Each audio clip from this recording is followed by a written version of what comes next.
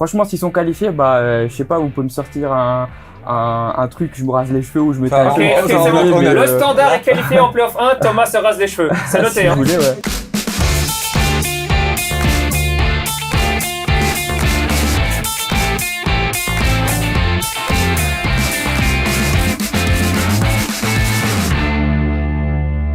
Parler ballon sérieusement sans se prendre au sérieux, c'est toujours mieux. Bienvenue dans un nouvel épisode du Clubhouse Football Time. C'est un plaisir, un bonheur de vous retrouver comme chaque semaine pour débriefer l'actualité du football belge. Et cette semaine, elle est extrêmement riche, elle est extrêmement complète. On aura une patte de l'expert absolument exceptionnelle où Thomas va nous expliquer comment le club de Bruges va jouer pour gagner contre Manchester City. Ça, c'est déjà le teaser absolument incroyable. Aussi, bien sûr, le Sporting d'Anderlecht sera au menu, le Standard de Liège et puis la nomination de Rudy Garcia. Mais juste avant ça, bonjour mon Xavier, comment ça va? Ça va pas mal et toi, ça va? Très bien, très bien. Quentin est également présent comme d'habitude, toujours aussi chaud, le petit sourire. Ouais. On va parler d'un entraîneur que tu adores. Très chaud et j'ai très hâte de voir cette patte de l'expert de Thomas. Ah oui, et Thomas est un peu gêné puisque c'est la première fois qu'on utilise sa patte de l'expert, mais on le met en avant, c'est un talent. Comment ça va Thomas? Très bien, enfin j'allais bien et maintenant je me sens sous pression, je comprends pas, là j'ai pas suivi le match. Ah oui, maintenant il faut savoir avoir les épaules pour. Hein. Ah oui, mais je vais assumer, ouais, pas de souci. Mais faut pas avoir de trop grandes attentes non plus. Voilà. Non, mais tu joues peut-être ta place de data analyst à la fédération belge. Je suis pas belge. tacticien, rien, j'ai quelque chose qui est préparé, mais faut pas s'attendre à du XXL quoi. Et à quoi pouvait-on s'attendre ce week-end avec toi? T'es allé dans quel stade? Paris contre le Stade de Reims. Oh, Comme magnifique. Ouais. Un match que j'ai commenté aussi. Incroyable, Ouais. on se rejoint. Ah voilà, t'as vu un beau match? Franchement catastrophique. Bon, je trouve que ça allait, hein. Ça allait. C'était vraiment pas. C'était pas intéressant de terrible. voir comment le Stade de Reims allait contrer les plans du Paris Saint-Germain. Je trouvais que c'était bien exécuté pour justement le nombre de joueurs qu'ils ont encore dans l'effectif parce qu'il y en a plus beaucoup. Sur le banc, ils ont aucune solution de rechange.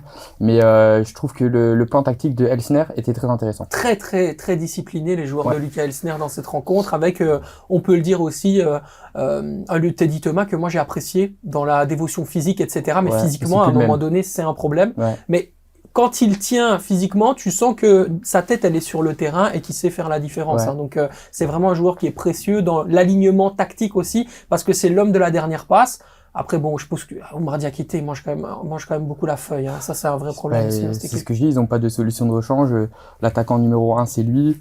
C'est pas beau offensivement. Heureusement qu'ils ont quand même deux ailiers japonais qui sont assez performants, mais à part ça, même quand tu vois, tu dois mettre un milieu défensif en défense centrale. Je parle de Atangana qui était excellent. Pour moi, c'était le meilleur joueur sur le terrain. Ouais, c'est bon. C'est compliqué. Enfin, le Stade de Reims est en train de couler. La gestion, elle est calamiteuse en ce moment. Cédric Kipré qui a fait un gros match aussi, Ouais, mais je suis pas que trop j'aime fan bien, de le lui. numéro 21 du Stade de Reims. Pas trop fan. Et sinon, ça a été au niveau des vêtements, etc., parce qu'il pleuvait beaucoup. Ah, c'était horrible. Ah, franchement, il y a plu tout le match. Ouais. Tout le match. Mais C'est- ça a été, on Mais- s'arrête, Et t'as mis quoi? T'as mis un kawaii? Bah, Tu non, t'es mis bien?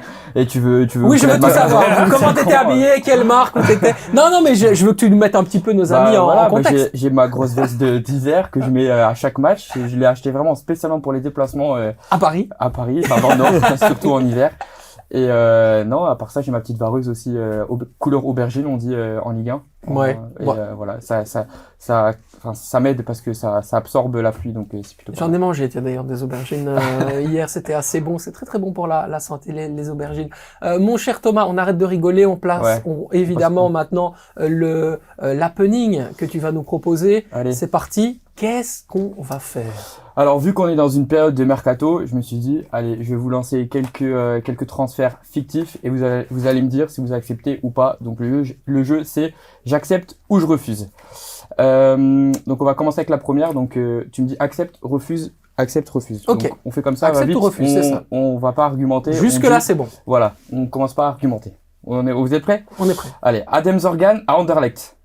J'accepte. J'accepte. J'accepte. Kadri au Standard. J'accepte. J'accepte. Je refuse. Ok. C'est vrai qu'il y a vraiment mieux en ce moment. Non, il y a pas mieux, Quand mais on voit la performance de Marco Boulat. ça va peut-être désorganiser le groupe. C'est juste pour ça. Ouais, ok.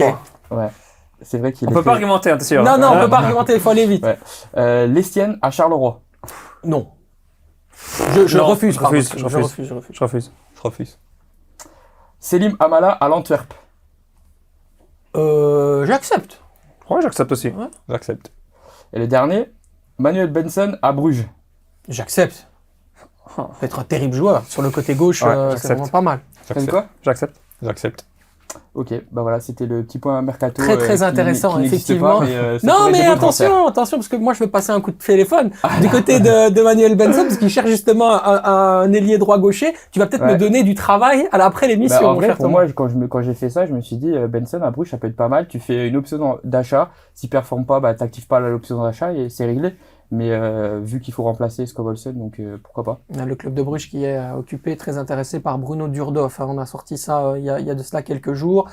C'est un dossier qui est très compliqué parce que grosse concurrence, notamment de Chelsea dans le dossier, et puis surtout garçon de 17 ans, donc grosse plus-value. Il faut pouvoir closer le deal, et Bruges, qui l'adore, a d'autres pistes également, mais ils espèrent pouvoir, alors qu'ils ont discuté avec H2 justement pour entrevoir la possibilité d'un deal, ils essayent de pouvoir trouver une formule entre 4 et 5 millions. 5 millions, c'est ce que demande H2 Split pour pouvoir le faire sortir. Voilà, on verra. Est-ce qu'il va signer ou pas? Ça, pour le moment, je peux pas vous le dire au moment où on se parle, mais c'est une target, quoi, clairement. Ils ont des pépites à Yajdouka parce que Ivanovic a été acheté aussi pour 4 à 5 millions du côté de l'Union.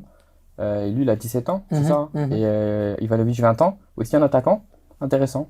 Allez, on va passer au d'accord, pas d'accord, et on part évidemment avec une première phrase. Vous allez voir, le programme, on vous l'a dit, va être extrêmement complet.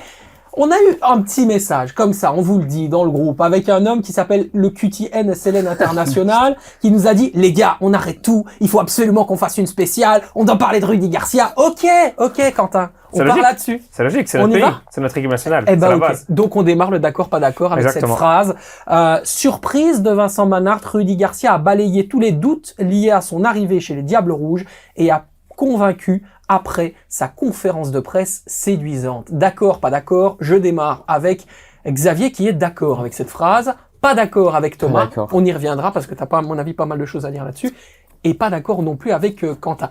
Je vais vous laisser ruminer et réfléchir. Xavier, pourquoi es-tu d'accord avec cette phrase? Selon toi, il a balayé tous les doutes, Rudy Garcia. Bah moi, même avant sa conférence de presse, moi, j'étais quand même content de sa nomination, parce que déjà, je trouve qu'il faut trouver un entraîneur qui accepte le poste.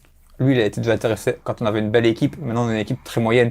Il est toujours intéressé par l'équipe, donc ça montre aussi qu'il était intéressé par vraiment entraîner notre sélection et pas juste parce qu'on avait une belle équipe auparavant. Il a quand même fait des bons résultats avec des équipes moyennes, comme une finale d'Europa League avec Marseille qui était calamiteuse, 2 fois vice-champion avec Rome alors que c'était pas une équipe folle, demi-finale de Ligue des Champions avec Lyon avec une équipe aussi moyenne, et une équipe moyenne, c'est notre sélection nationale actuellement. Et au final, je trouve qu'il a quand même fait des bons résultats, donc comme je dis, avec des équipes bof. C'est un entraîneur qui a pas mal d'expérience, qui parle une des langues du pays, et ça nous a manqué depuis très très longtemps. Et comme je dis, t'aurais Mickey qui était disponible actuellement, qui accepte le salaire que la fédération... Que des gens, ouais, j'aurais préféré un autre ça, mais tous les autres, ils ont refusé, ils n'étaient pas intéressés, ou autre. Au final, je trouve que c'est un bon choix, un entraîneur qui a quand même fait des bonnes choses, alors qu'il n'y a pas forcément des tops équipes. Et moi, j'ai envie de lui laisser le bénéfice du doute, parce qu'au final, voilà, pourquoi pas, il va peut-être nous surprendre. Thomas fronce les sourcils. J'ai pas compris quand t'as dit qu'il n'y a pas eu de tops équipes, on parle quand même de Lille, Marseille, Rome, c'est des grosses équipes quand même. Oh, mais être vice-champion avec Rome, il y a quel entraîneur qui le fait? Oui, Personne. Oui, enfin... Finale d'Europa League avec Marseille. À cette époque-là, Marseille, c'était une équipe moyenne. Qui va faire une finale d'Europa League avec Marseille? Qui va faire une demi-finale de Ligue des Champions avec Lyon? Ouais, si tu veux, c'est sur papier, si tu veux, mais moi, je sais pas si vous avez vu l'interview de Jackie Matthijssen. Franchement, j'avais l'impression que c'est l'interview avec moi, parce que j'ai exactement dit la même chose. Parce que bon, j'ai quand même pas mal d'amis en France, et on m'a tous dit la même chose. Ils ont rigolé de nous, encore une fois. Et bien évidemment, c'est les Français qui rigolent encore des Belges.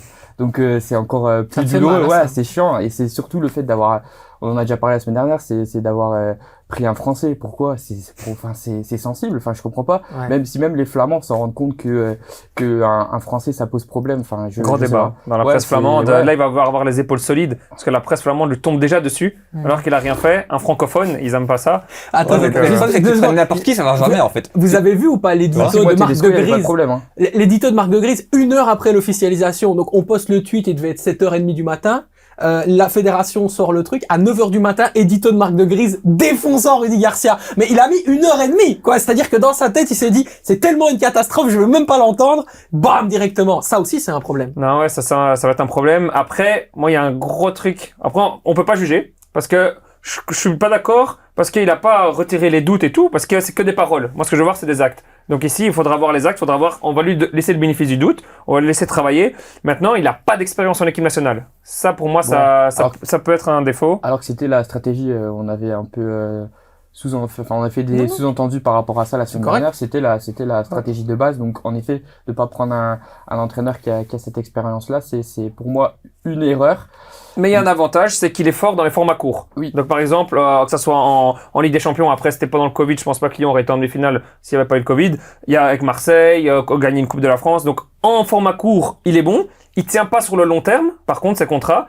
Il a les dernières expériences, c'est des échecs. Donc moi, je reste assez mitigé, mais on peut pas juger, il a encore rien fait. Ça, mais on Laissons-lui. parle quand même d'une expérience. Allez, c'est pas comme si on est à 2 semaines de la Coupe du Monde, il est inexpresso récupéré et il a 3 mois pour faire une équipe et partir à la Coupe du Monde pendant 1 mois. C'est pas ça. Là, il a 1 an et demi de préparation. Il doit jouer en mars des barrages pour la Nations League. Il y a également toute une campagne à suivre. C'est pas là, on n'est pas sur du court terme. Là, je suis pas d'accord avec toi. Non, mais lui, en fait, dans sa spécialité, c'est le court terme. Une fois qu'il Mais arrive tu trouves que là, on est dans une configuration court terme? Non. Ah, on est Justement, d'accord. mais justement, donc mais je cet dis- argument, Non, mais je dis comprends que lui, justement, lui, il est fort là-dedans, où il performe très vite, mais sur le long terme, il n'arrive pas à s'imposer sur le long terme, que ça soit à Marseille, que ça soit à Lyon, que ce soit dans les autres pays. Et je dis que c'est là qu'il va avoir un problème, justement. C'est justement ça que je veux pense dire. qu'il veut dire qu'il est plutôt bon dans les tournois. C'est ça, Donc exactement. pas dans une compétition de la journée 1 à la journée D'accord, 34, mais ok. plutôt pour des compétitions à élimination, quoi, tu vois, dans les Ouais. phases de groupe et après la phase éliminatoire. Et Je pense que c'est s'éloigner ce qu'il veut aussi du travail quotidien d'un entraîneur qui peut parfois paraître lassant et qui peut l'énerver. Ce qui est intéressant, et ça c'est ce qu'on m'a dit aussi du côté des confrères français, c'est que puisqu'il n'y a pas le côté business, le côté mercato, le Ah, ça côté aussi, on m'a acheter dit. des joueurs, Ouais. bah en fait ça c'était le vrai problème chez Rudy Garcia, ça va délaisser un peu l'aspect négatif de On ce m'a que dit les pareil. supporters par exemple de Lyon ou de Marseille reprochaient à Rudy Garcia. Donc ça peut vraiment être une clé. Après moi je suis comme vous, hein. Je pense comme vous deux, je suis persuadé qu'il peut faire de très bonnes choses. C'est un garçon qui est éminemment charmant. J'ai pu Oui, discuter un peu c'est avec lui après la conférence de presse il y a de cela quelques jours maintenant. Voilà, c'est quelqu'un qui, tu sens qu'il a envie de bien faire et tu vois qu'il est pavé de bonnes intentions. Et surtout, je pense qu'il arrive avec une clé, et c'est ce pourquoi Vincent Manhart l'a pris, en dehors du fait qu'il n'a pas réussi à trouver justement de clés financières pour faire venir Julen Lopetegui, c'est qu'il est à 50-50. Vincent Manhart maintenant a un vrai rôle de pouvoir, en reprenant un entraîneur qui doit absolument se refaire la cerise et repartir avec une belle énergie qui reste sur 2 échecs à Nasser et à Naples. Il a quand même aussi ce côté de dire maintenant, Vincent Manhart va avoir du poids dans les décisions, il va pouvoir appuyer. Et je pense que Vincent, c'est aussi quelqu'un qui a besoin de compter et de ne pas tout déléguer à l'entraîneur. Ici, vraiment, il y a un rôle de directeur technique national qui sera beaucoup plus large, beaucoup plus important en termes de responsabilité. Et Rudy Garcia sera là pour l'épauler à ce niveau-là, mais ne prendra pas des décisions majeures. Alors qu'avant, le problème, c'est que Tedesco, il faisait un petit peu ce qu'il voulait et il écoutait Vercouteren et Vercouteren c'était disait, ça, il faisait n'importe quoi. Donc il y a un petit équilibre qui pour moi là peut être intéressant quoi. Après Il n'y avait pas de réelle hiérarchie à l'époque. Sous Vercouteren et Tedesco, on sentait que Tedesco avait le pouvoir, le monopole des choses. Et c'est vrai que maintenant avec Manhart, ce sera différent avec Garcia. Donc ça, c'est plutôt bien. Après, pour le choix Garcia, pour revenir à ce que j'ai dit, je vais pas forcément dire que c'est un mauvais choix, mais c'est pas un bon choix non plus, dans le sens où on a dit qu'on voulait pas un entraîneur français. Mais comme le disait Quentin, il faut quand même lui donner le bénéfice du doute. Faut lui accorder du temps. Il faut qu'il se prépare, faut qu'il fasse ses preuves.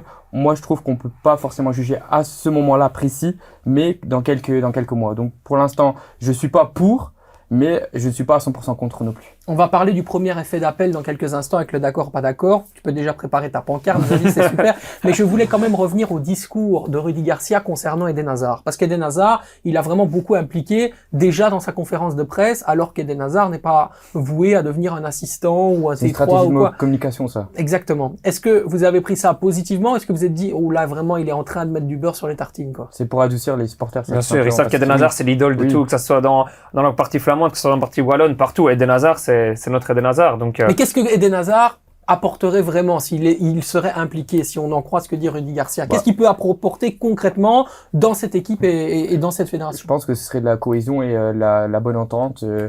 l'ambiance, quoi. Le rôle d'Adil Ouais, Rami voilà. en 2018 Bah, avec l'équipe de mais France. c'est ce que Hazard faisait, c'est ce que Hazard aime, et c'est ce qu'il voudrait peut-être apporter à ce jour. Je pense que c'est juste ça. Ouais. Je pense pas que c'est quelqu'un qui va apporter Dans quelque un chose rôle de- d'attendant, ouais, un attendant ouais, milliardaire. Voilà, quoi. C'est- un team manager. Voilà.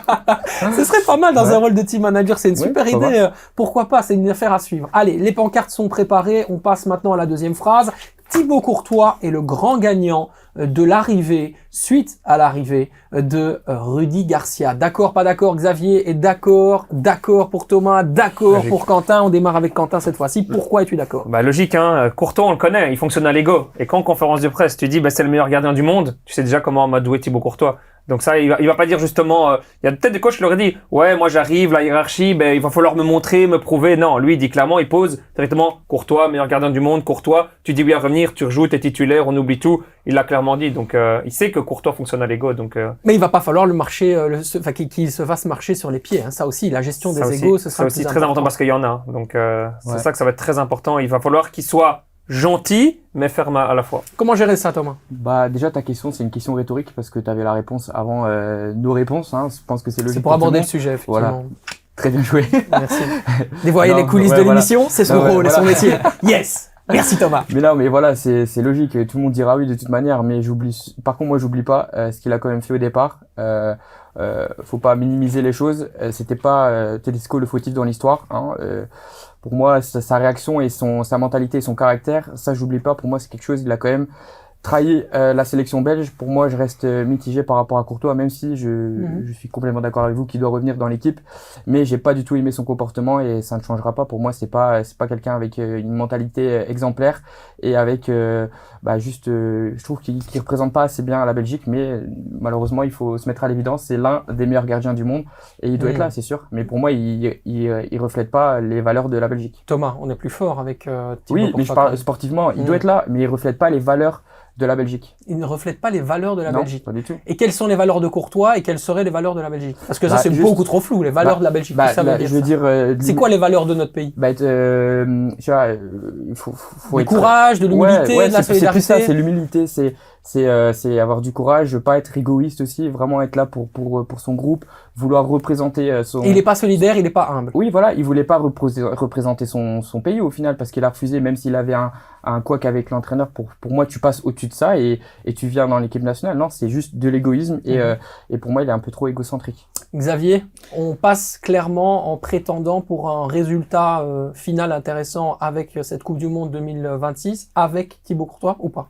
En tout cas, il pourra te sauver des matchs. Parce que c'est un gardien qui te sauve des matchs et qui gagne des points. Après, résultat final positif à la Coupe du Monde, c'est loin.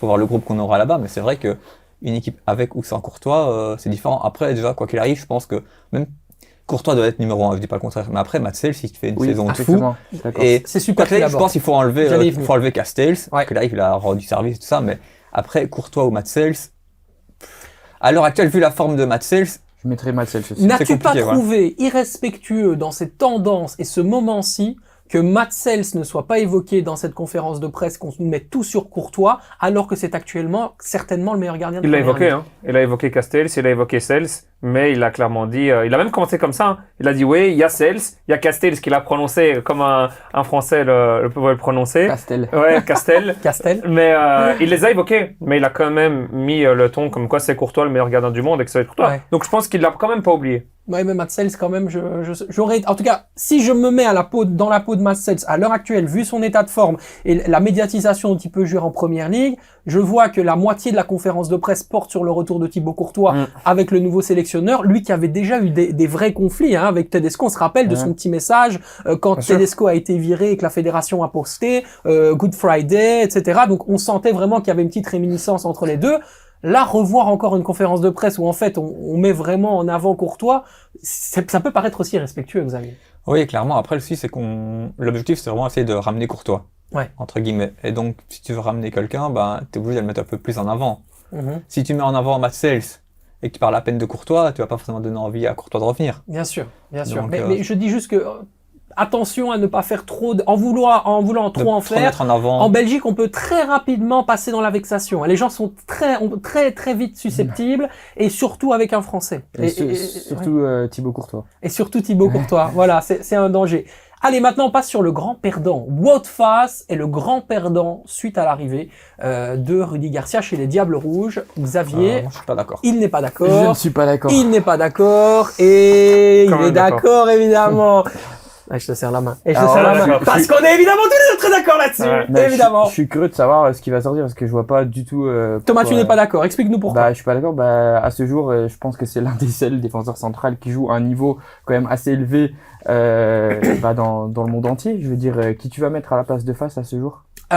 Connie de Winter a marqué un très beau but avec le Genoa. Bah oui, mais c'est parce que tu marques un but que tu Ouais. peux être titulaire. En fait, hein, face, je c'est veux le seul dire, qui a le plus, c'est celui qui a le plus d'expérience, Bah oui, entre donc, guillemets. Il est en pas, fait- il est pas bon, mais c'est le seul ouais, qui a voilà. un peu plus d'expérience. Faut se mettre à l'évidence. C'est ça le problème. C'est à ce jour le joueur avec le plus d'expérience et le plus gros niveau en termes de club où il joue, quoi. Je veux Et dire. celui qui fait aussi le plus de bourses, que le site Ouais, plus mais nonchalant. tu vas pas jouer qu'avec parce qu'il trois joue en jeunes. première ligue. Ok, Mais je suis ok, d'accord. bah, dis-moi qui tu vas mettre. Mais il faut faire des tests, qu'il Moi, fasse des tests. je ne suis pas fan de Faz et je l'ai toujours dit depuis Ouais. qu'il est à Ostende et quand il est parti à Reims, j'ai jamais été fan de lui et je peux dire que j'en ai vu des matchs de lui, mais à ce jour, je suis obligé de les mettre. Tu vas mettre qui d'autre? Déjà, il faudra jouer parce que. Non, mais ça, t'as pas répondu à ma question. D'accord. Tu vas mettre qui à la place il doit faire des de tests. Faz? Il doit faire des C'est tests. toujours pas une clairement. réponse à ma question. Ben, c'est le coach qui fera Oui, les mais tests. imagine tes coachs. Mais déjà, il va mettre Théâtre, défenseur central gauche. Déjà, malheureusement pour toi, il joue pas en 3 def, Garcia. Oui, il ouais, joue en oui, il joue ça, c'est vrai, il joue en 4 def. Et il ne mettra jamais, lui, le connaissant, un Français avec le football à la française, ne mettra jamais un défenseur central gaucher en position de latéral gauche. Ça, tu Ouais. oublies. Ah c'est oui. pas du tout son Ah, football. tu Donc mets qui à il côté? mettra Théâtre, défenseur central gauche.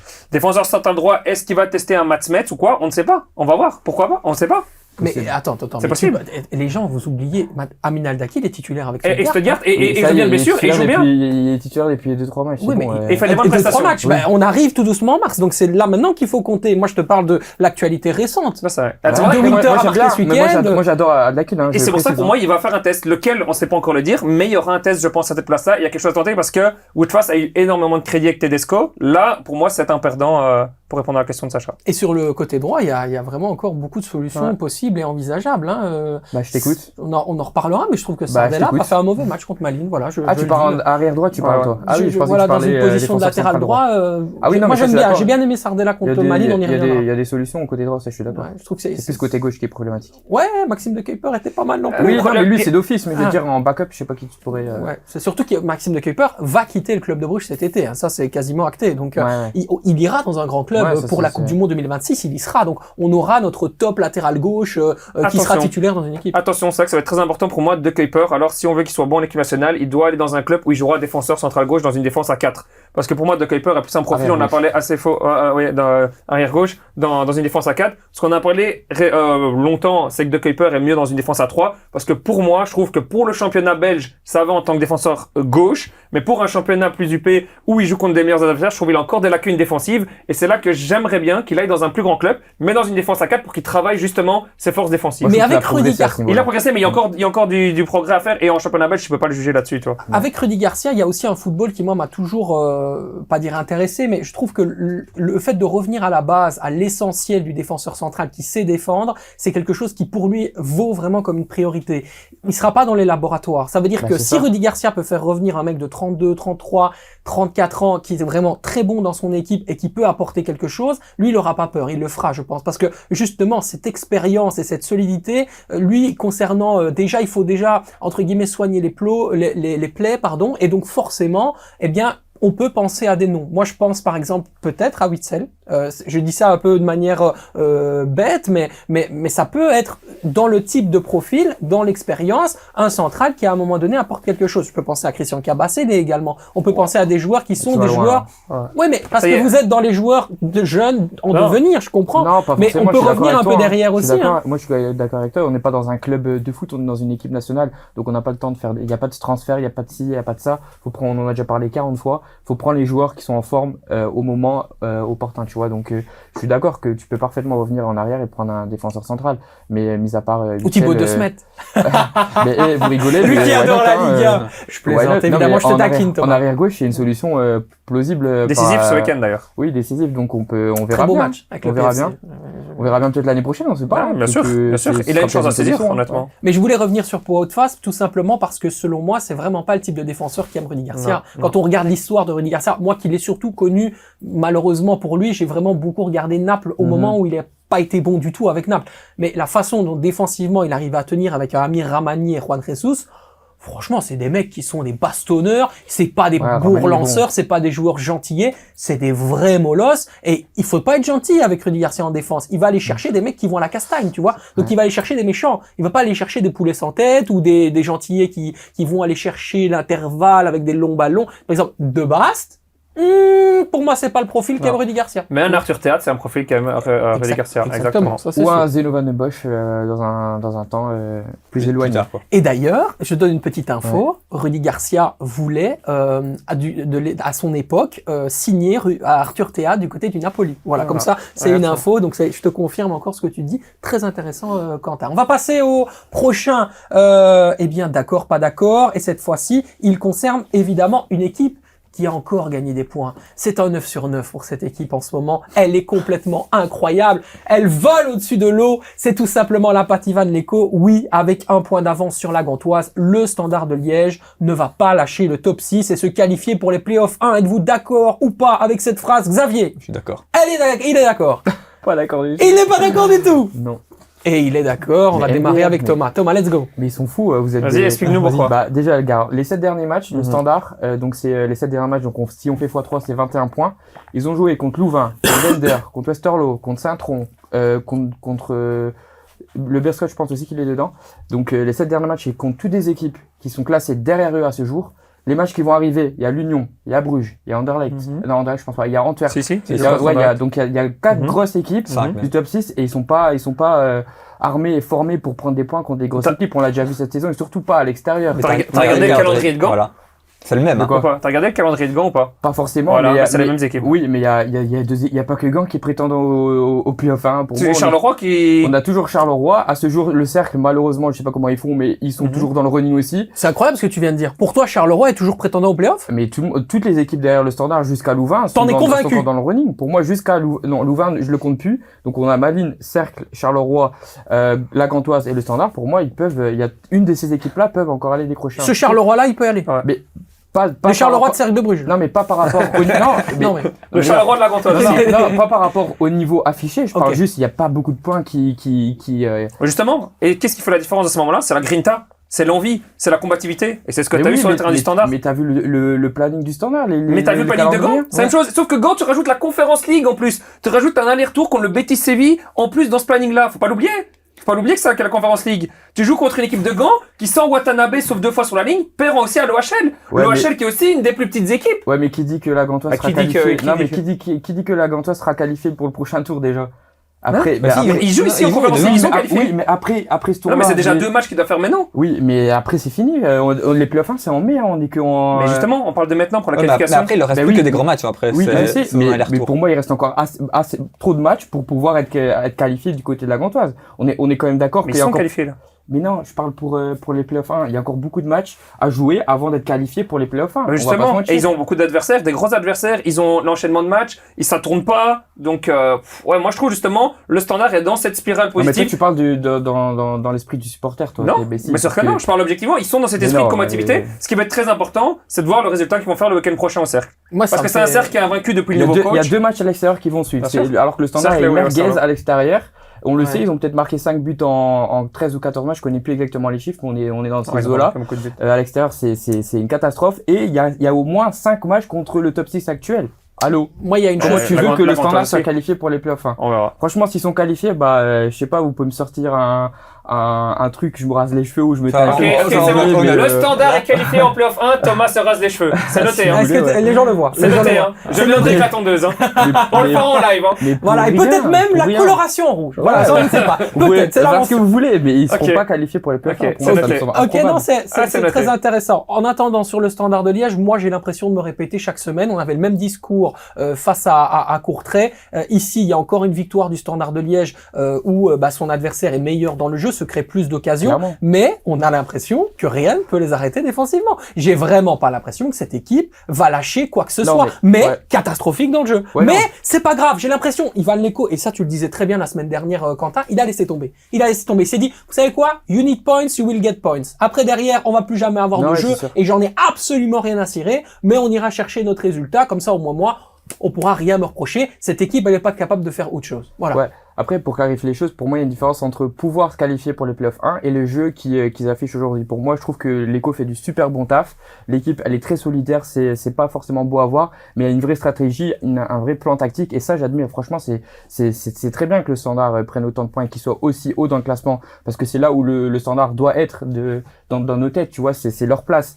Même si bon, il y a des problèmes financiers, etc. On connaît l'histoire, mais pour moi, le Standard joue bien à sa manière. Mais pour moi, ce sera pas assez pour les playoffs 1, parce que de toute façon, on l'a vu, pour moi, c'est contre Dender, je suis désolé, pour moi, Dender doit gagner 1-2 ce match. Oh, attention, t'as aussi l'occasion d'Ayansa qui doit être dedans, que le gardien... Oui, en deuxième mi-temps, Dender a clairement a mis le pied sur le ballon et tout. Dender mérite 1 point. Après, gagner, je suis pas forcément d'accord. Parce que l'occasion d'Ayansa, tu fais 2-0, tu tues le match. Oui, donc tu parles une occasion et t'as ton penalty. Ouais, et la savonnette face au but de Mohamed Berté. Ouais. S'il vous plaît. Si à un moment donné, il va pas décrocher la lune. Non. Pour moi, il se prend pour Amel Bent, le mec. À un moment donné, il faut arrêter, quoi. Pour moi, Dender devait remporter ce match, mais dans le jeu du Standard qu'on connaît, ils ont été impérial, et franchement c'est mérité aussi d'avoir pris les 3 points contre Dender. C'est vrai. À leur manière. Ah non, mais c'est vrai. Moi sur le mérite, il y a rien à envier, parce que quelque part ils sont venus avec un résultat, un plan de jeu, tout était défini, je suis ils ont réussi, le Standard a joué 1 minute, ils ont marqué un but, c'est terminé. Et je trouve même que c'était même un peu plus agréable à voir que les matchs précédents où ils étaient aussi dans dans la même philosophie de jeu. Je trouve que c'était plutôt plaisant à regarder. Après, on avait quand même 2 équipes. Mais on va avoir quand même un mano à mano maintenant. Hein. Ça va être la Gantoise contre le Standard. Hein. On y est là Moi, maintenant. je suis pas certain. C'est vraiment le face à face avec 1 point. Quand on regarde là, je suis d'accord avec Quentin.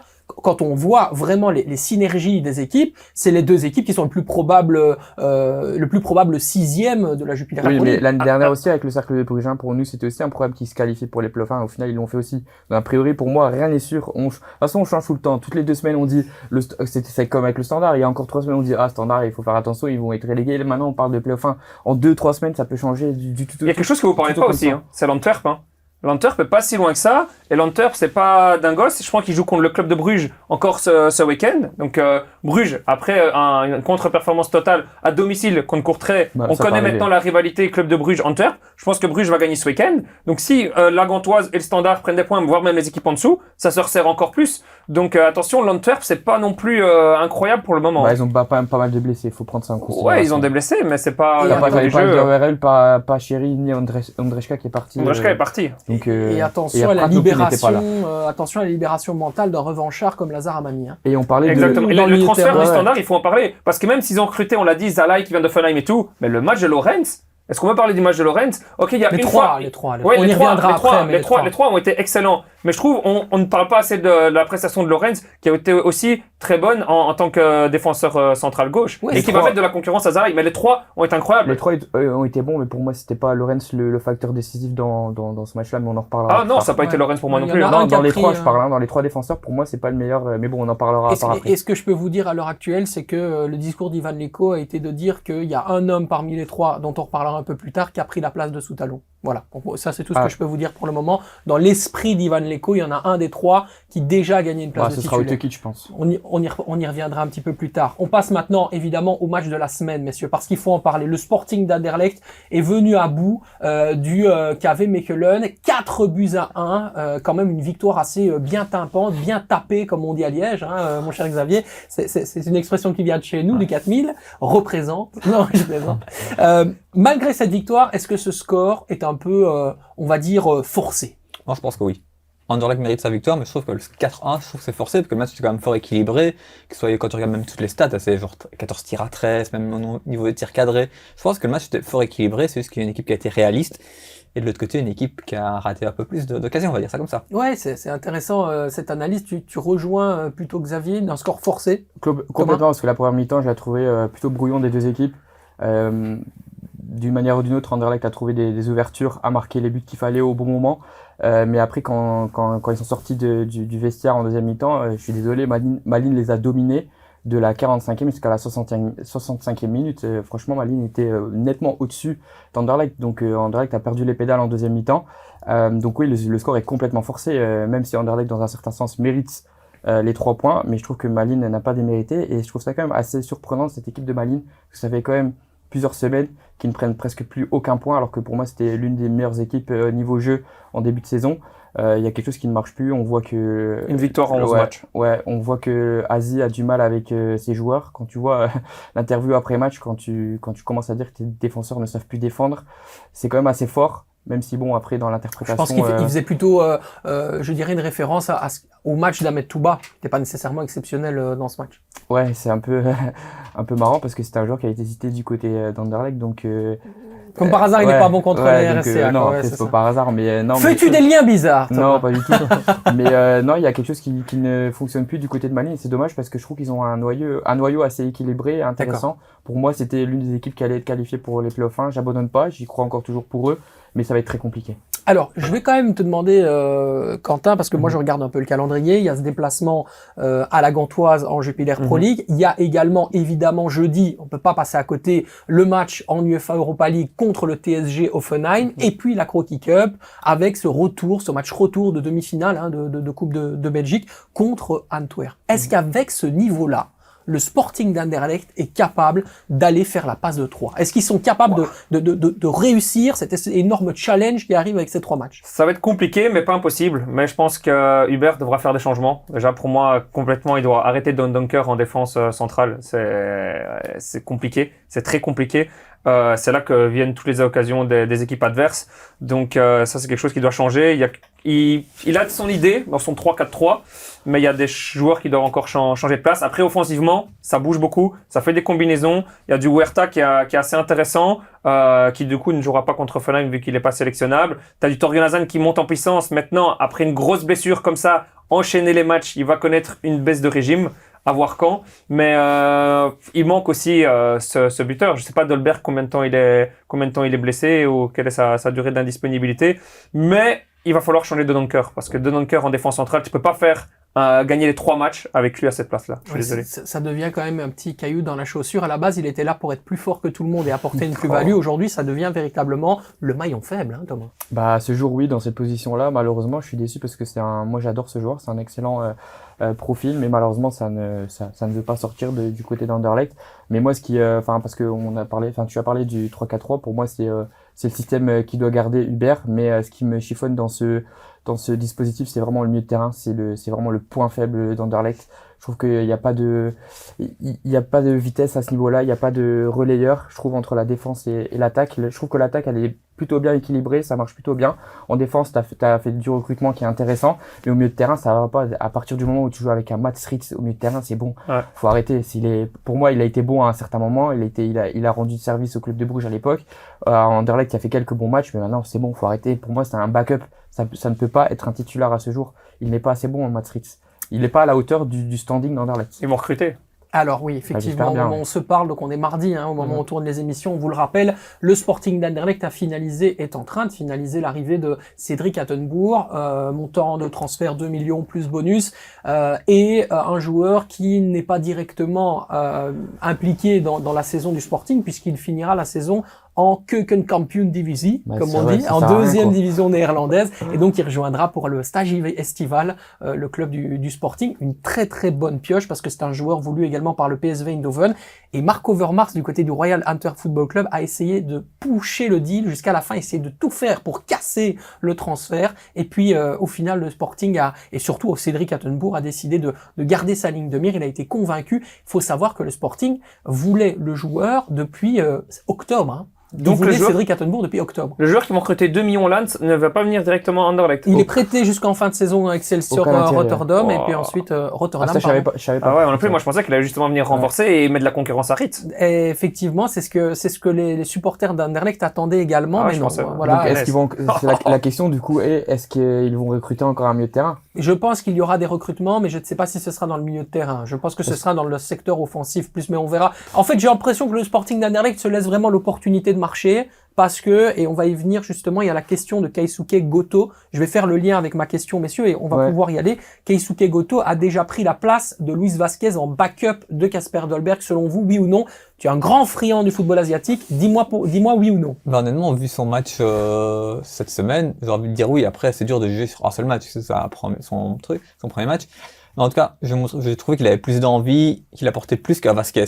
Alors que Tu peux pas Vasquez, faire pire c'est que quand même- Vasquez. Voilà. Bah, Donc, moi, je suis toujours partisan de Vasquez, mais je trouve qu'il a raison. Goto a vraiment apporté quelque chose de différent. Je trouve qu'il est plus complet que Vasquez. Il sait où le ballon se trouve. Il a une vision du jeu aussi. C'est pas un joueur qui regarde la tête baissée. C'est un attaquant qui regarde tout droit devant lui. La passe qu'il a fait.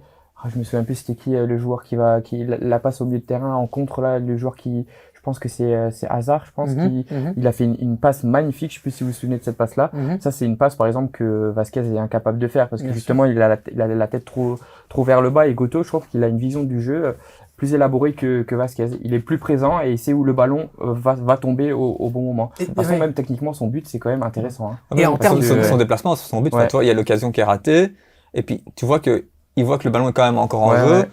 Il se dépêche vite de se remettre, en position pas hors jeu, on va dire ça comme ça, pour pouvoir c'est vrai, ouais. conclure. Non, Tu vois, je il y a trouve que des c'est- attaquants, ils seraient restés sur la ligne, merde, j'ai raté, et genre 30 secondes après, ils sont toujours là, quoi. Ouais, Moi, bah, je suis d'accord avec Xavier. plus Je suis- mobile. Je suis vraiment, justement, assez intéressé par sa mobilité, son sens du but et surtout sa faculté à très rapidement s'adapter à son Ouais. environnement parce qu'il est arrivé en janvier 2023, je pense. Non, il est arrivé cet été du côté Je pense que c'était déjà du la Japon. saison Ouais. dernière. C'était un transfert de Jesper Fredberg, mais il s'est très rapidement, en 6 mois, adapté au football belge et David Huber n'a pas peur de lui faire confiance et aujourd'hui, on voit qu'il remplit véritablement. Il sera certainement encore titulaire contre Offenheim, donc il y a une possibilité de voir un joueur pareil vraiment commencer à prendre tout doucement du galon. Moi, je vois pas Anderlecht prendre numéro 9 s'il voit que Keisuke Goto est aussi fort. Ouais, non, Ce serait le casser complètement en termes de mental. Quoi. Non, je suis d'accord, surtout qu'il a, c'est un joueur qui jouait avec les U23 d'Anderlecht quasiment tous les matchs, donc c'est un joueur qui a quand même du rythme, qui a quand même une certaine expérience, et avait marqué quelques buts quand même aussi en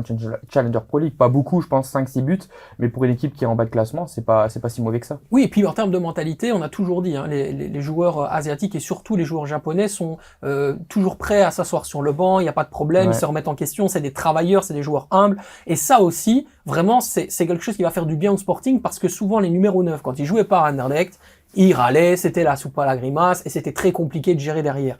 Luis Vasquez fait partie de ces joueurs-là également, hein, faut pas se mentir. Quand il entre en jeu, parfois il est intéressant, mais je pense qu'il y a beaucoup de mental dans Ouais, c'est mental. les contre-performances de Luis Vasquez.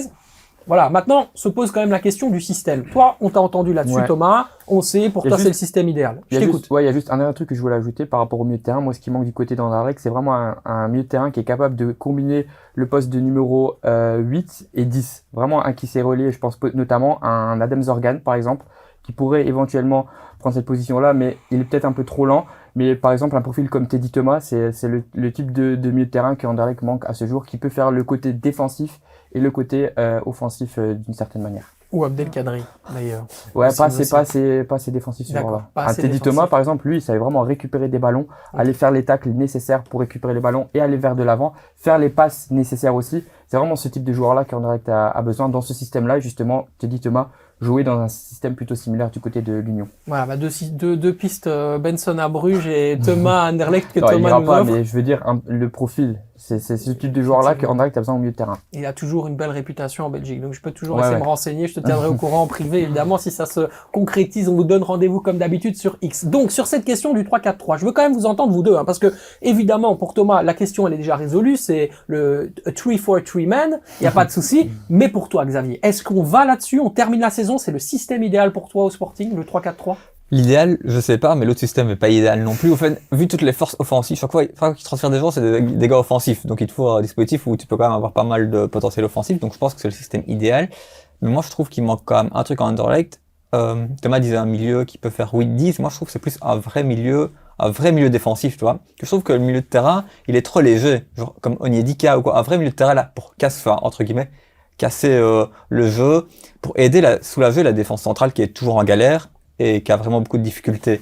Et je trouve qu'il te manque vraiment ça au milieu de terrain. De Dunker pourrait le faire, mais malheureusement il le fait pas. C'est rapide, donc. Mais voilà, mais il faudrait vraiment pour moi un milieu de terrain vraiment là pour casser le jeu et aider justement cette défense. Et c'est ça qui manque en Anderlecht. Mais là, Adrielson, Simic, Lucas Hay, on a le trio défensif qui devrait être titulaire. Donc logiquement, Dunker est soit un backup, soit un titulaire en lieu et place de Mats Ritz. Donc ça veut dire que là, il cherche encore cette position numéro 8 J'espère. qu'on devrait donner. Bah oui, mais dans ce profil-là, je ne vois pas Mario Stroken sur les ailes. Hein. Mais c'est la réflexion que je me suis faite Donc, hier donc aussi. il sera à côté d'un 6-8 type Ritz et de Dunker, Mario Stroken. C'est la réflexion que je me suis faite hier. J'ai dit, ok, Stroken va revenir, mais on va le placer où dans ce système-là? Parce que justement, c'est pas un système adapté à ce joueur-là. Mais bon, vu qu'il va quand même partir cet été, tu fais avec et tu le mets ou bien sur les ailes dans les pires des cas, ou bien tu le mets en tant que milieu de terrain, mais plus dans un rôle un peu moins offensif que ce qu'il a fait auparavant cette saison à Anderlecht. Oui, c'est des mercatos d'anticipation surtout Ouais, et d'opportunités en janvier. Donc Attenbourg, Sternal, Kanaté, tout ça c'est des joueurs qui vont venir préparer les départs de cet été, de Amouzou, de Verskaren, par exemple également Strokens, même s'il y a quand même des discussions sur une prolongation. La presse belge en parlait, je sais que ça je peux vous le confirmer, il y a eu une approche du Sporting d'Anderlecht pour tenter une prolongation de 2 saisons supplémentaires. Voilà, le Sporting essaye comme ils peuvent d'essayer de récupérer le plus d'argent possible pour Stroikens, tout en laissant quand même une porte ouverte. S'il y a une offre, il y aura une clause de départ, pas une clause écrite, mais ce que je veux dire par là, c'est qu'il y aura un accord tacite, comme ça a été le cas par exemple quand Kasper Dolberg est arrivé sous Jesper Fredberg en disant voilà, si tu as une offre sympa, l'été, reste quand même avec nous une saison, après derrière nous on ouvre la porte. Et je pense que Dolberg également, il y aura un départ cet été, c'est fort probable. On a fait un peu le tour. On va parler justement du mercato. Tu disais qui transférer. Pour toi, c'est clair. Un type Adem Zorgan, on en a parlé. Zorgan, Teddy Thomas, pour moi, du côté d'Anderlecht, c'est ce qui manque. Ouais. C'est ce qui manque. Tu es d'accord avec ça ou tu veux approcher moi, je suis plus d'accord avec Xavier. Pour moi, un vrai rôle de 6. Parce que je pense que là, ils ont trouvé leur défense à 3. Là, je suis d'accord avec toi. Mais je vois pas Ritz vraiment avoir ce coffre pour ce rôle de 6. On l'avait vu en fin de match, je sais plus contre quelle équipe, là, où il revient en marchant et qu'ils encaissent le goal et que c'est contre Dender, où ils perdent à domicile 2-3.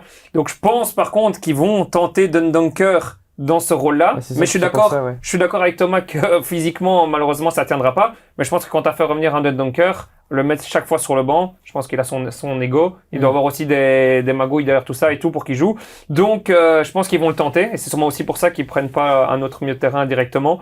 Mais ça suffira pas. Et d'ailleurs, Verskaren, que j'en ai parlé dans le temps additionnel la semaine dernière, j'ai dit, surveillez-le parce que ce week-end, il va pouvoir être décisif. Il est impliqué dans les 4 goals aussi, donc il faut le souligner. Donc ça va être aussi une concurrence avec Stroikens. Xavier, pareil, tu gardes ton numéro 6, numéro 8. T'as un nom pas à nous offrir ou rien du tout en termes d'idées? Je sais que toi, t'as vraiment en termes de répertoire honnêtement, pas mal de joueurs en tête. Le souci, c'est un peu comme Quentin a le dit, c'est que tu pourrais ramener d'autres joueurs, mais que tu ramènes un de Dunker, c'est pour le faire jouer s'il est fit. Enfin, entre guillemets, même si ça tombe dans son contrat, c'est peut-être mis qu'il est obligé de jouer, je sais pas, à 80% ou 90% des matchs. Donc, je pense pas qu'ils vont recruter. Après, comme je dis, vraiment un profil comme Onedika ou un truc vraiment un milieu de terrain qui est vraiment là pour casser le jeu, récupérer le ballon. Et comme ça, tu peux avoir à côté de lui comme Verskaren, Stroikens, un joueur plus offensif. Et pas juste des joueurs qui sont un peu offensifs, mais un peu défensifs comme actuellement. Rix, Léonie, c'est bien, mais c'est pas fort offensivement et c'est pas fort défensivement. Donc, Léonie, c'est un bon joueur, mais dans un système à 3 milieux. Avec 3 milieux, voilà. Avec 2, c'est très compliqué. Il faut des mecs quand même qui ont de la patate. C'est pour ça, par exemple, que Hachimero, quand il reviendra de blessure, sera pour moi fondamental à cette équipe d'Anderlecht. Ça pourrait être la solution d'ailleurs. C'est vraiment un très très bon joueur dans ce système à 3-4-3.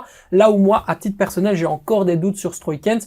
Alors il faudra le voir un petit peu plus haut, aux côtés de Torgan Hazard, aux côtés de Chino, César Huerta, et on verra un peu comment ça va se goupiller. Mais voilà, dans ce rôle de 8, je trouve qu'il a pas assez de coffre et surtout, on n'exploite pas au maximum ses qualités. Stroikens, il est bon dans le box adverse, il est pas bon dans l'axe où il doit encore aller chipoter, faire des mètres avec les ballons. C'est un joueur de poche. Mettons-le dans ses meilleures situations et dans les meilleurs secteurs de jeu possibles pour qu'il puisse montrer tout son talent comme il l'a fait par exemple à RFS en UEFA Europa League. Il avait été absolument excellent dans ce registre-là. Voilà, faut s'appuyer sur les top performances des joueurs. En tout cas, c'est ce que je pense. La patte de l'expert maintenant, Thomas va préparer et va nous expliquer comment, on l'a bien teasé, on va le reteaser encore évidemment, comment le club de Bruges doit jouer pour gagner face à Manchester City. Thomas, tout le peuple de Belgique, tout le public du Football Time n'attend que ta réponse. Toujours plus, franchement. J'ai même plus envie de la faire. On est là pour teaser, mon pote. On est là pour le show. Non, le titre de la patte de l'expert, c'est si un seul être vous manque, tout est dépeuplé. Et c'est le problème du côté de City. J'invente rien, c'est connu. La blessure de Rodri, elle fait mal au milieu de terrain. C'est vraiment la clé de cette équipe. Il se repose vraiment sur ce joueur-là.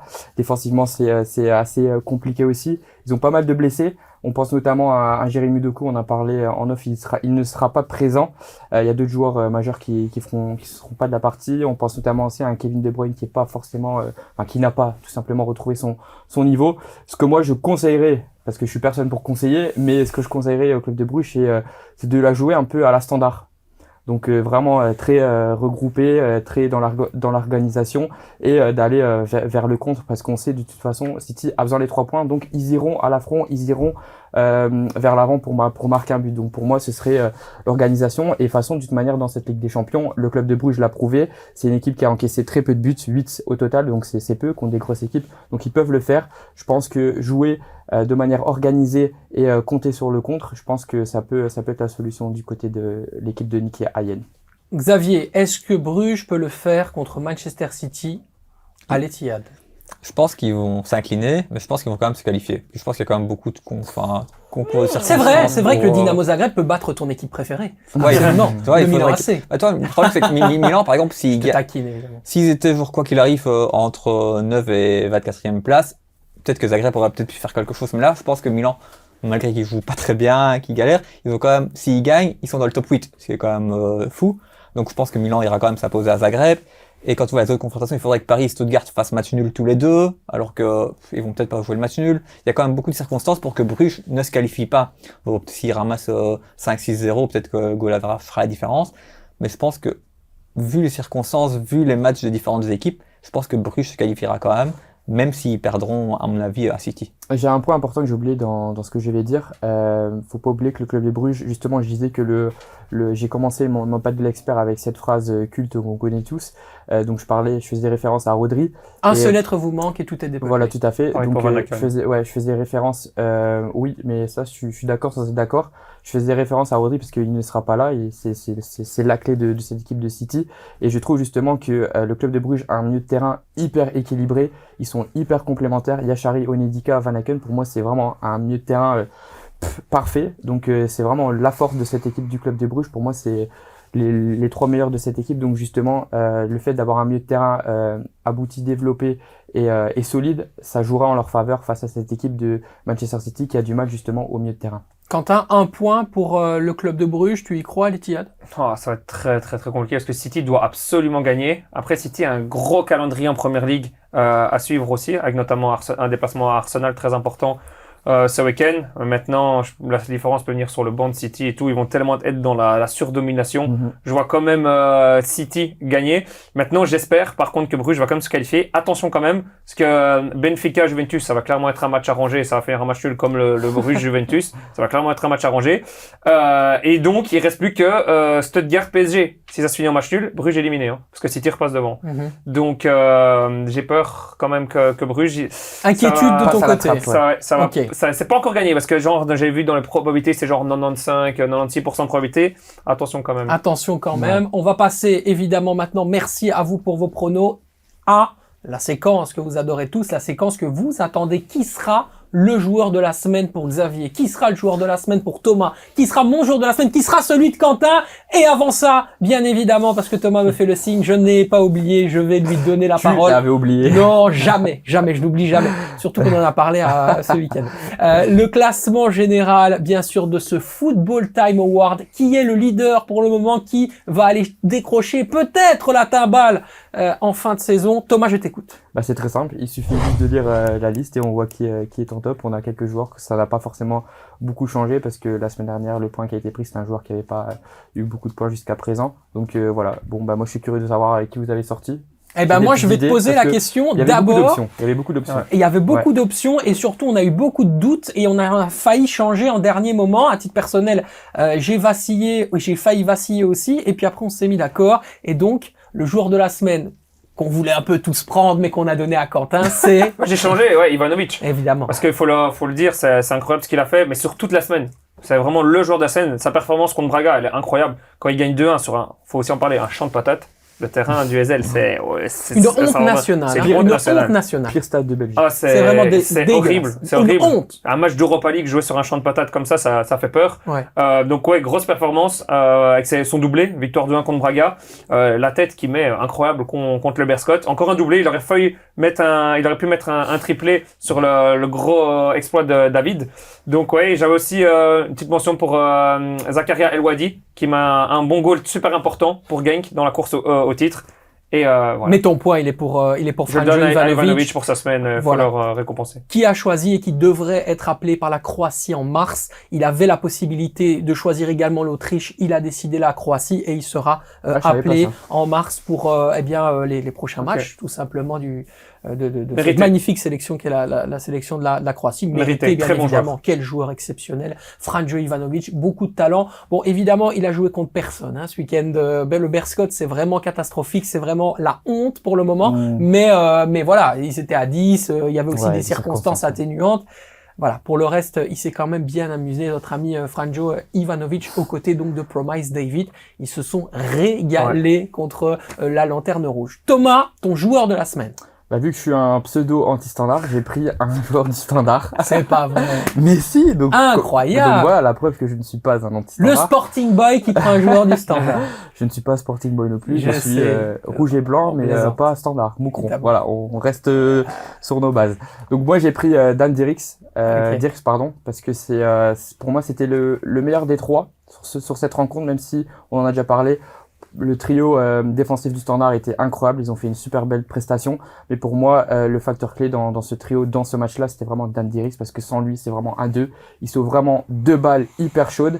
La première juste avant la mi-temps où il touche vraiment la dernière seconde avant que l'attaquant de Dender tire, il met son pied. Il était même content parce qu'il a crié de rage parce qu'il avait mis le pied pour éviter ce but-là. Et ensuite on avait bon ça c'est peut-être un peu de la chance, mais il était à la bonne place. L'attaquant de Dender tire de la tête, je pense. Et ça tombe sur lui. Si ça tombe pas sur lui, ça rentre dans le but. Donc pour moi, c'était vraiment le joueur le plus important dans ce trio défensif, même si les deux autres ont été très bons. Mais je trouve que c'est un joueur aussi qui est revanchard parce que justement, tu en as parlé sur X, c'était un joueur qui était, le RWDM était intéressé par lui.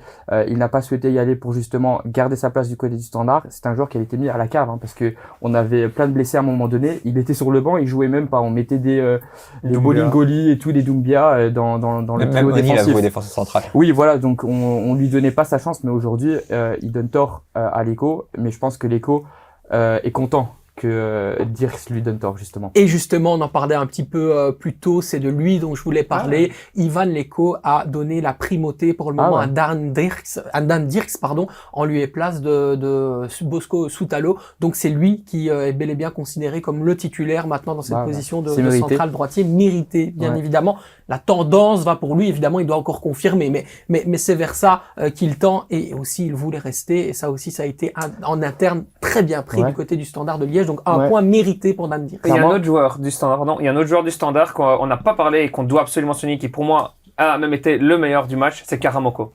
Karamoko en 6.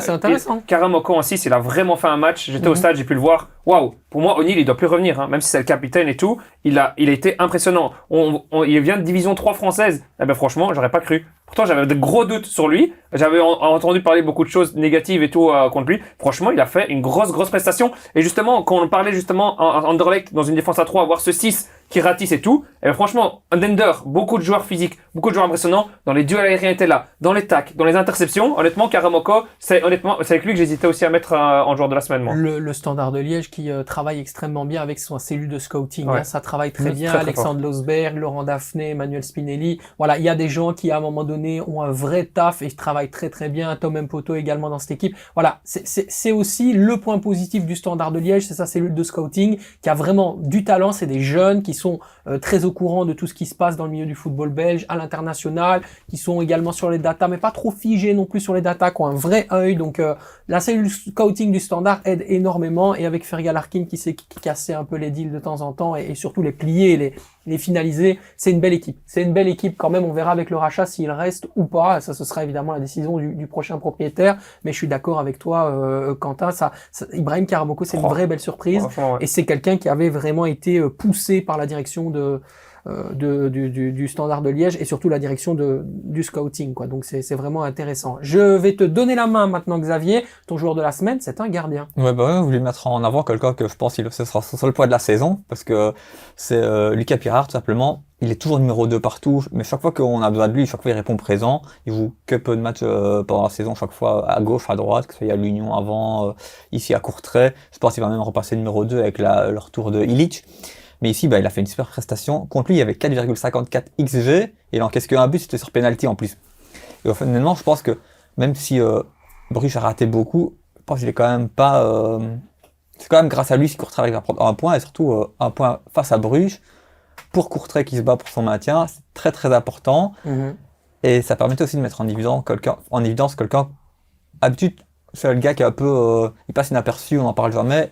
Et cette séquence du Football Time Award, ça permet aussi de mettre en avant des joueurs qui n'ont pas forcément justement la chance d'être mis en avant à d'autres moments. Et je pense que ce week-end, il méritait d'avoir un petit point quand même. Malade, je suis d'accord, oui, qui était malade absolument, qui a fait un énorme boulot contre le club de Bruges, qui peut quitter libre. D'ailleurs, qu'avec Kortrijk, on s'est mis d'accord du côté de l'entourage de Lucas Pirard pour avoir un départ libre s'il y a une offre. Je sais qu'il y a le club de Mircea Rednik en Roumanie qui s'était présenté, mais c'est vraiment pas une priorité pour Lucas Pirard, qui lui évidemment voulait aller au Standard de Liège. Le Standard de Liège qui n'a plus considéré comme une priorité, même s'il y avait eu des grosses discussions entre justement Lucas Pirard directement et les gens du club, qui n'a plus considéré comme priorité le fait d'acheter un gardien, ou plutôt de recruter un gardien de but, mais ça reste quand même un gardien qui a une très belle cote, passé par Saint-Tron, passé par l'Union Saint-Gilloise, formé au Standard de Liège, sous-estimé également, donc c'est vraiment intéressant. Merci d'avoir mis ça en avant, Xavier. Lucas Pirard, on pense à toi, bravo pour ton point. Tu vas donc peut-être officiellement, si tu gagnes le point bonus de nos amis sur X et sur Instagram, rentrer dans ce fameux classement pour le Football Time Award. Mon joueur de la semaine, eh bien c'est un homme qui fait un petit peu paraître petit ses adversaires. On va parler évidemment de Tolu Arokodare. Il est incroyable, Tolu Arokodare. Son but, le 2-0.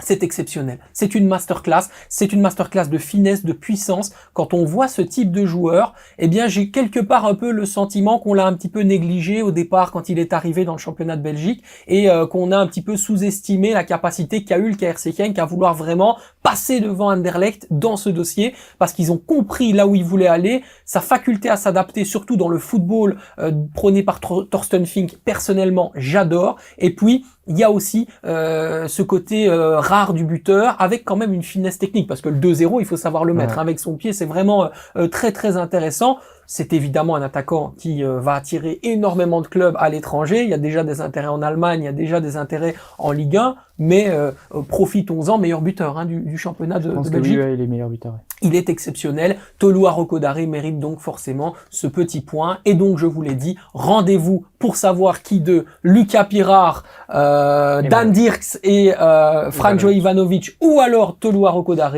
ira récupérer le point bonus. Ça, évidemment, c'est comme d'habitude sur les réseaux sociaux du Clubhouse, sur X et sur Instagram. On va vous laisser avec un petit teaser maintenant. Le Xavier-vous, c'est Xavier qui nous explique, qui va nous teaser son prochain contenu sur l'Union Saint-Gilloise. Qu'est-ce que tu vas nous raconter? Justement, on va passer en revue toute l'histoire de l'Union Saint-Gilloise, vraiment du début jusqu'à l'heure actuelle. Et pour te donner une petite anecdote, par exemple, l'Union Saint-Gilloise, c'est le premier club belge à avoir réalisé le doublé Coupe Championnat, toi. Alors ok. C'est intéressant, très intéressant. Un club qui existait beaucoup avant la Première Guerre mondiale et qui après existait... Ouais, après compliqué. Ils ont eu 40 ans, une période un peu compliquée. Un peu compliquée, puis qui renaît maintenant. Et oui, effectivement, toujours dans un parc. Hein. Ouais. C'est toujours dans un parc. Avec des vitraux à l'ancienne, on se croirait dans une église. C'est génial, c'est génial. Ça, par contre, c'est vraiment très très bien. Moi, j'ai très envie d'aller au Stade Marienne juste pour vous vivre un peu cette ambiance-là. Et toi, justement, ça, c'est leur problème. C'est que le fait que leur façade du stade et tout est protégé ou autre, ça fait qu'ils peuvent pas rénover le stade. C'est pour ça qu'ils sont obligés d'en construire un autre. C'est très intéressant. Merci en tout cas. On a hâte d'avoir ton contenu, Xavier. Merci beaucoup pour cette émission. Avec plaisir. Merci Thomas. Merci mon vous l'avez pas vu évidemment si vous êtes en podcast, mais il a fait le petit Jacques Chirac, je mange des pommes. C'est magnifique. Et Quentin, merci beaucoup. On va te retrouver très rapidement comme d'habitude sur X, les meilleures infos pour savoir qui va performer, etc. Il est toujours là, il est toujours au taquet. Et puis quant à nous, on se retrouve évidemment sur X pour la dernière semaine du Mercato. Ça va être absolument incroyable. Prenez soin de vous. C'était le Football Time avec Thomas, avec Xavier, avec Quentin et avec moi. À très très vite pour de nouvelles aventures. Ciao ciao.